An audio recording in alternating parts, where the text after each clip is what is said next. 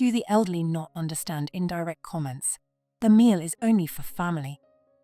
Are you saying we aren't family? Lisa sneered at us with a condescending smile. It seems this is her way of harassing us. I had suspected it since the wedding, but it was clear that Lisa looked down on Chris and me. Being brand-obsessed and flashy, she probably finds our quiet life in an old farmhouse in rural Nebraska unimpressive. Even though we're relatives by marriage, she doesn't consider us family. Lisa said it so bluntly. Linda, let's go home. I won't let this go. Is that a parting shot? Sorry, but I don't regret anything. Lisa showed no remorse and seemed pleased with herself for putting us down. After this, we can't continue as we have. We'll stop the support. Yes, let's end it for good. There's no need to consider a DIL who looks down on us and won't show us her children. We've decided to treat her as just another stranger. My name is Linda Anderson. My husband Chris and I used to work busily, but now we're retired and living a leisurely life in the countryside. Tired of the hustle and bustle of New York, we moved to an old farmhouse and enjoy the slightly inconvenient but fulfilling life. There's plenty of land here, so we grow some vegetables and live almost self-sufficiently, taking joy in our daily farming routine. We love this lifestyle. We have one son, Will. Unlike us, he lives alone in the city, working as a company employee. Will is kind and gentle, but has always been shy and not very popular with women. However, we never rushed him into marriage, believing he had his own life to lead. Even if he stayed single, Will was a fine man, and we had no worries. That's what we thought until one day Will contacted us saying he wanted us to meet someone. Chris and I were excited, thinking he might bring a girlfriend. Nice to meet you. I'm dating Will. Will really did bring a girlfriend. Her name was Lisa, and she was a city beauty. Standing next to Will, who has a simple appearance. They seemed mismatched, but they looked very affectionate together in front of us. You've caught quite a beauty. When I said that, Will smiled shyly, his face turning red, showing how much he was in love with Lisa. Seeing our son so happy, Chris and I couldn't help but smile. I'm thinking of marrying her. We had no reason to oppose, so we approved Will's marriage to Lisa. A while later, they had their wedding.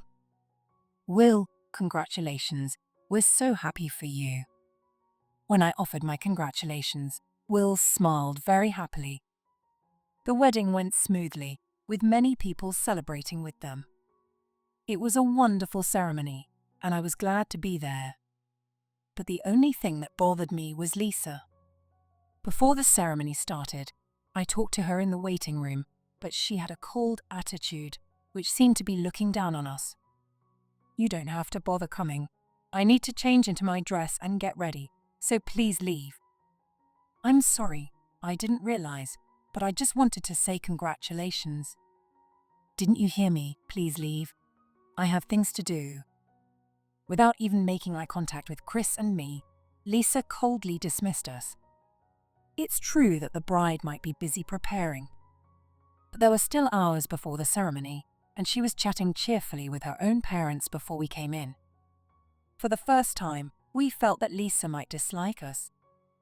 I'm sorry for bothering you when you're busy. Let's go, dear. Not wanting to ruin our son's big day, I apologized sincerely and left the bridal room with Chris.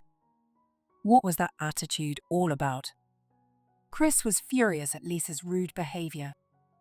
It was certainly no way to treat your soon-to-be in-laws. Her own parents and in-laws are different. Let's not take it too personally. I was happy to have a daughter-in-law, but to her, we were just in-laws. Expecting a close relationship might have been presumptuous. Hoping that we could gradually get closer after the wedding, I tried to console myself. We decided to quietly support our son and his wife without interfering.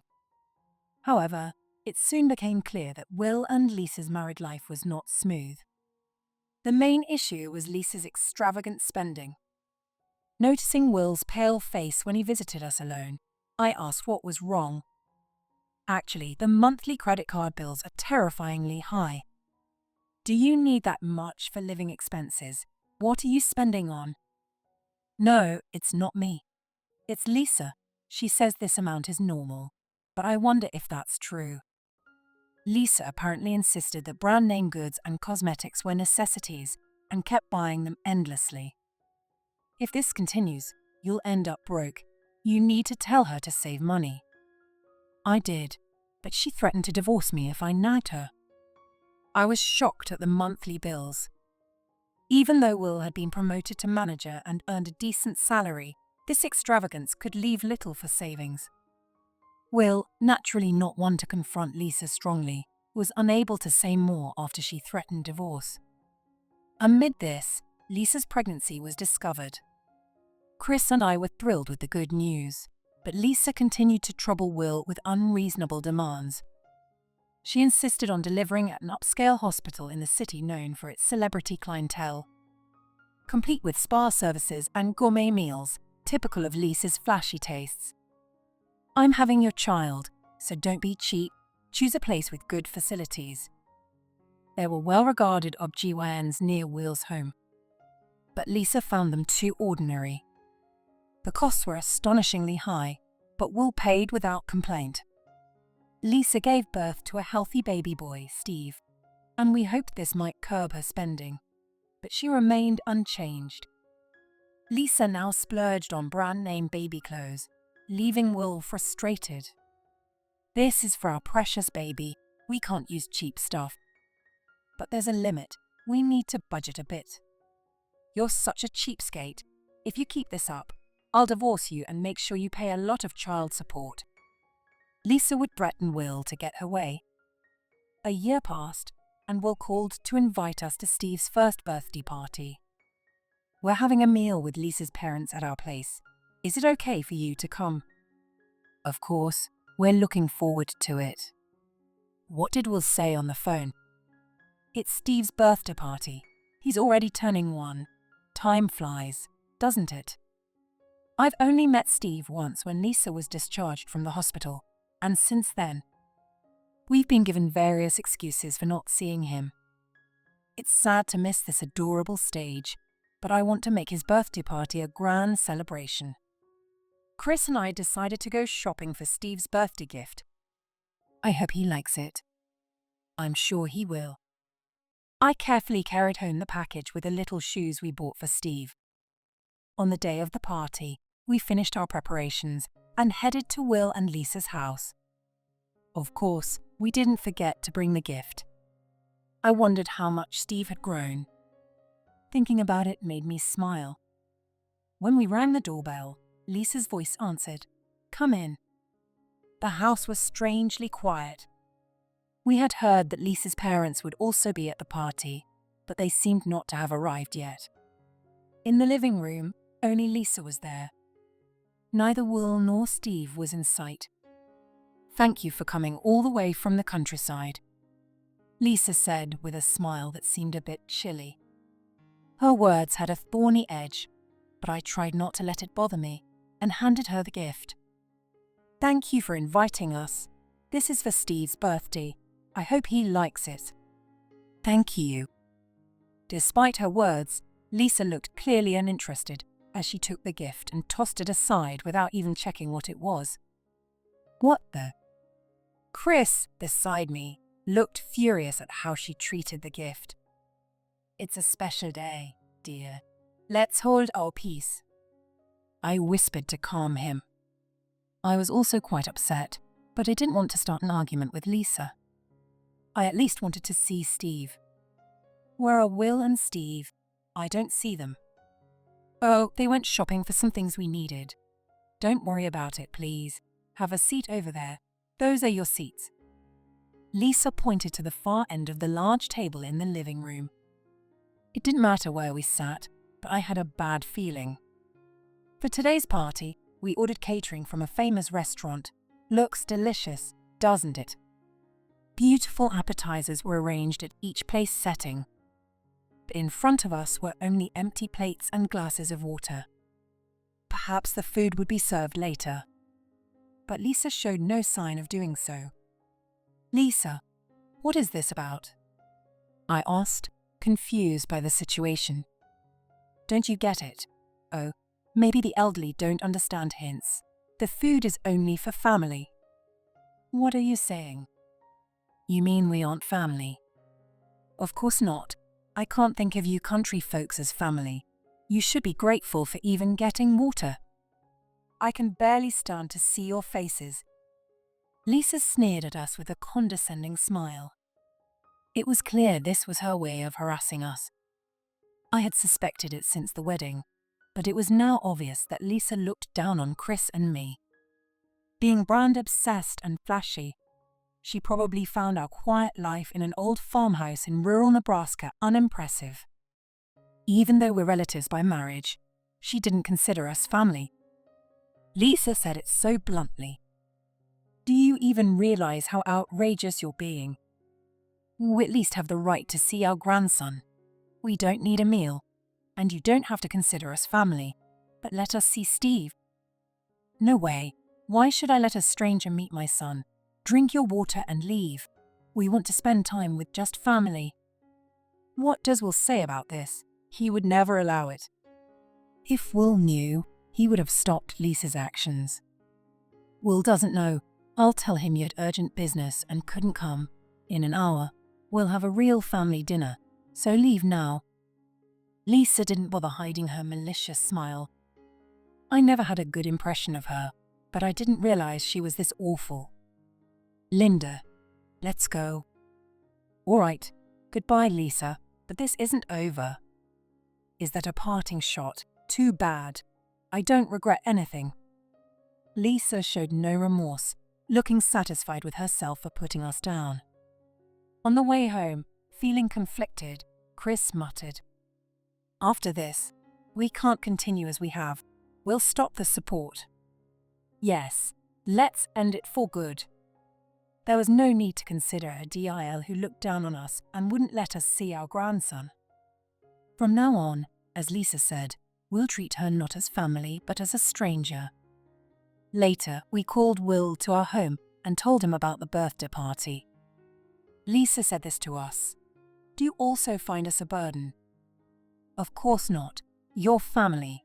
Lisa told me you couldn't come because of urgent business." Lisa had convinced Will, who found it puzzling but accepted it. "No, that was her lie. She said we're not family. Lisa seems to dislike country folk.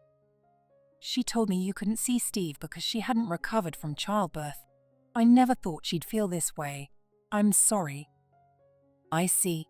It was scary to think you might hate us too. I'm glad we cleared this up."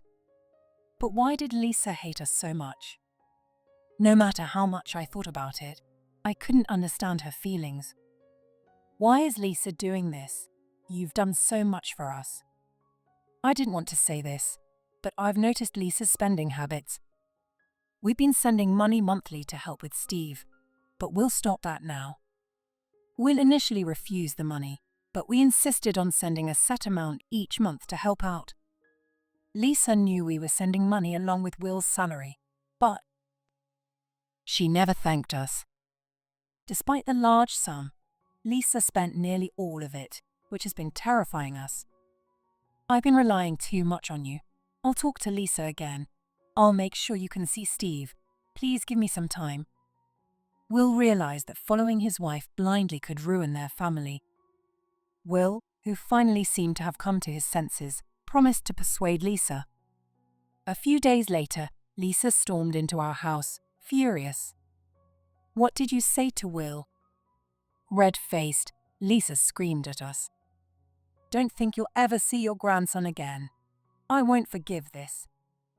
Apparently, being stood up to by those she looked down upon infuriated her. "Stop it. Why do you hate my parents so much?" Will followed her, catching up. "Not letting them see Steve. I won't let you do that. If you complain, we'll divorce. Is that what you want?" "Fine by me. My parents opened my eyes. You're being unreasonable." Lisa was shocked, her eyes wide as Will, who had always been obedient, stood up to her for the first time since their marriage. You mock my parents for being country folks, but the only reason you've been able to spend so extravagantly is because of their support. Don't act high and mighty just because they gave a bit of money. Will's income is enough. I haven't told you this, but if money makes someone superior, then my parents are definitely above you. What are you talking about? People living in that shabby house can't be rich. Lisa scoffed, laughing at the idea. You know about the parent company of my workplace, right? Of course, it's famous. My parents founded that company. They're retired now, but they were the former executives of that big city corporation you love so much. No way, you expect me to believe such a blatant lie. You'll believe it when you see this. Will operated his smartphone and showed Lisa the screen. No way. Lisa's face turned pale as she looked at the website Will showed her. What Will showed was the homepage of a certain company. There, photos of us were displayed. Below the photos, it stated that I was a director and Chris was the vice president. The company was one that Chris and I had started in our 20s. Will's current employer was actually a subsidiary, where he was working as part of his training. Do you believe it now? Apologize to my parents for all the insults. How could people living in a rundown house be directors of a major company? Still in disbelief, Lisa pointed at us, trembling. But people who were with such a big company wouldn't live such a plain life in the countryside. That's how it seems from your perspective. But that house you call a shack is something I inherited from my parents. To others, it might look old and inconvenient. But it was filled with irreplaceable memories of my childhood. Growing the company was hard but fulfilling, though the strain eventually took a toll on my health. Fortunately, we had competent staff, allowing us to retire and move back to my parents' old home. It doesn't matter if my parents are wealthy or not, the way you belittle people is wrong. I was desperate to avoid your hatred, but I've had enough. I want a divorce. Wait, you should have told me, so does that mean you'll eventually join the parent company? Yes, I'm training at the subsidiary to eventually take on a leadership role. Oh, you should have said so earlier. Lisa's demeanor shifted abruptly, smiling ingratiatingly. I was nervous around your parents and said things I didn't mean. Of course, I didn't mean any of it. Lisa's sycophantic tone, something we had never heard before, was disgusting. Knowing her true nature, Chris and I were beyond anger, just utterly disgusted. But of course, we had no intention of forgiving her. It's too late, and I know about your secret. You've been hiding something from me. Lisa's expression changed, fear creeping in. What are you talking about? I haven't hidden anything. Don't play dumb. I had a detective investigate because of your excessive spending. You've been spending money on hosts even before we got married. Lisa's behavior turned noticeably erratic, her eyes darting nervously. You've been seeing this host guy for a long time. The amount you're spending isn't small. Will pulled out a stack of documents from his bag, a report from the detective, and said this with a look of disgust. Lisa, already a showy spender, had been splurging on hosts. Although she kept a low profile during pregnancy and after giving birth, her suspicious behavior resumed once Steve started daycare. While she didn't go out at night, she would drop Steve off at daycare during the day, while Will was at work and meet up with the host outside the club. The report included photos of Lisa walking hand in hand with a young man. To avoid using household funds, which would expose her activities to Will, Lisa had taken loans from a finance company. Not only did she spend on the host, but she also bought brand name items to adorn herself, making money tight.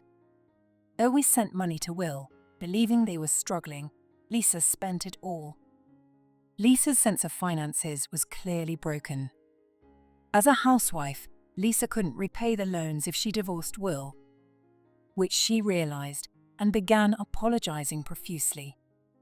"I'm sorry, I lost my mind. I'll change from now on." "It's too late for that. I've warned you repeatedly about your spending, and you've been seeing hosts even before we got married. There's no changing now after betraying me all this time." But it was too late. Will coldly rejected her apology. "Will, you don't mean you're divorcing me, right? You still love me, don't you?" Lisa's eyes filled with tears as she looked at Will. "I did. But after realizing your deception, I can't forgive you. Leave my life."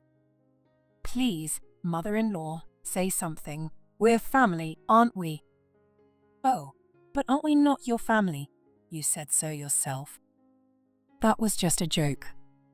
Lisa hurriedly tried to explain, her own words thrown back at her. "No excuses. I never want to see you again. Goodbye. I married you because you have a good salary, yet you kept nagging about saving money. You should be grateful I even married you." In a fit of rage, Lisa spat out her final words like a curse. From her tirade, it was clear she had only married Will for his money. As a manager, Will earned more than his peers. Unaccustomed to women, he was easily swayed by Lisa's advances, but that was the start of his misfortune. However, Lisa's act didn't last long, and her true colors eventually showed. Chris, Will, and I watched her coldly. No matter what excuses she made, no one here would trust her again. "Do you think it's okay to treat me like this? No one else would marry a dull man like Will." "None of your business, you wouldn't understand. But Will has many good qualities. Even if he never marries again, there's no problem." "Exactly. Living with someone as nasty as you is worse." We wanted to support Will in whatever path he chose. It didn't matter if he remarried or stayed single. Both Chris and I felt the same. "Thank you, Dad, Mom, Lisa. Give it up. We'll settle everything in court." "No, I can't accept this. This makes me a loser." Realizing she had no chance, Lisa slumped in defeat. Despite initially refusing to divorce, Lisa found herself in divorce negotiations as Will quickly hired a lawyer. With the detective's report as leverage, the negotiations heavily favored Will. After some time, the divorce was finalized. As a result of the court's decision, custody of Steve was granted to Will. Lisa was ordered to pay both alimony and child support to Will monthly. After being kicked out, Lisa tried to move in with the host, but he rejected her, seeing her only as a customer. He had no obligation to help her. She had to sell her brand name items, but couldn't survive without working. We thought it was a good opportunity for Lisa to appreciate the money we earned and the support we provided. Yet, Lisa's actions were beyond our expectations. Despite everything, she reappeared at our doorstep.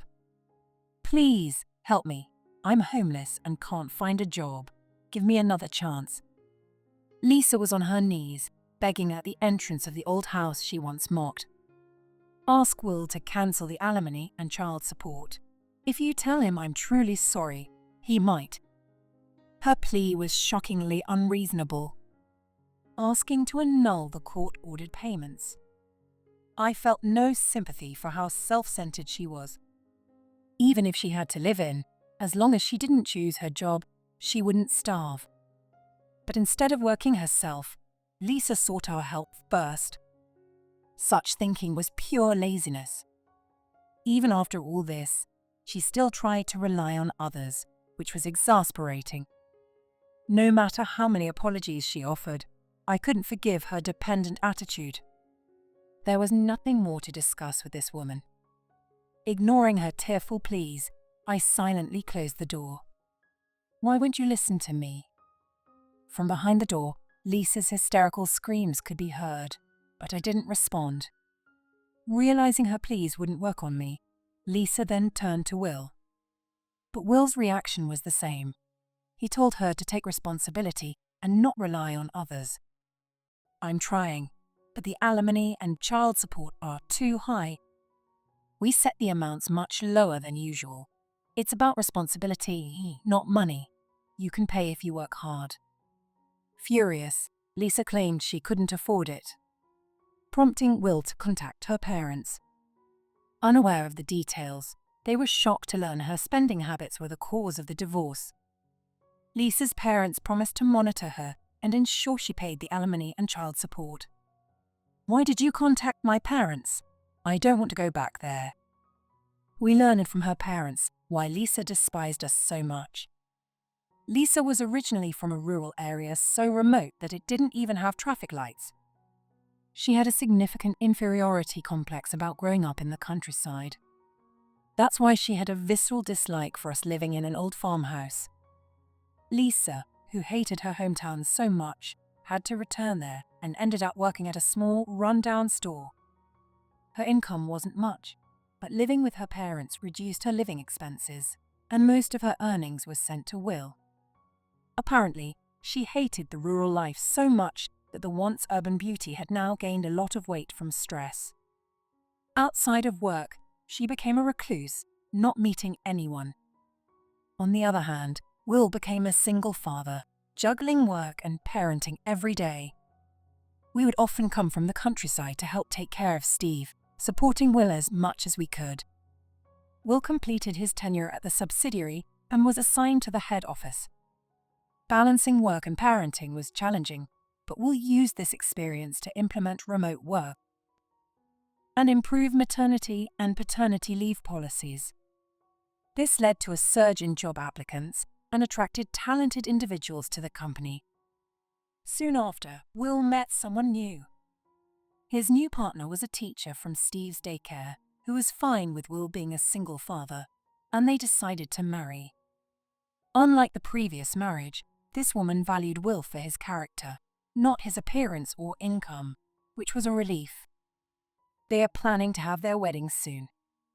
We met his fiancée at a family dinner, and she seemed genuine and down to earth, unlike Lisa. "I'm sorry for all the worry I caused you and Dad with my first marriage. I promise to make it work this time." Will said this with a shy smile.